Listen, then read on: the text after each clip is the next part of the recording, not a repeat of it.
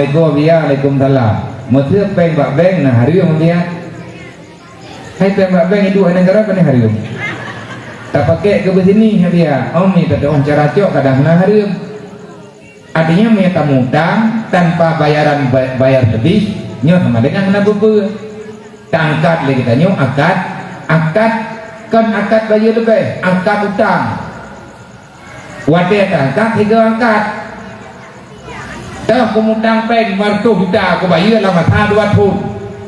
Padahal kayo nak terus martu juta. Tapi kayo tak kira 5 martu. Menyebutui cara tangkat yang hendak usaha kunyo berlebihan beun. Dan yang roh dalam ilmiah fardhuin. Sebab karena menyangkut dengan kehidupan hari-hari. Assalamualaikum Waalaikumsalam. Mesti biar ke dakwah. Enggak ada. Kalau kita misalnya pergi dengar dakwah tapi enggak ada izin sama suami, gimana itu Pak Ustaz? Nyata pertanyaannya. Mana bahasa Indonesia gitu. Kauce.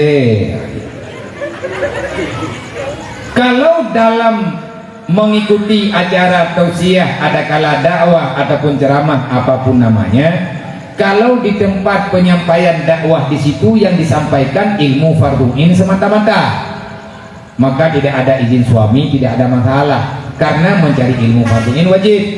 Tetapi kalau yang tersampaikan di situ tidak ada ilmu fardhuin, maka larangan suami itu mesti didengarkan.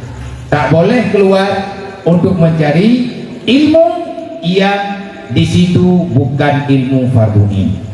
Tapi kalau yang disampaikan ilmu fardhuin, untuk keluar tidak izin suami tetap dibolehkan. Karena mencari hukum, mencari ilmu fardhuin wajib, taat kepada suami juga wajib.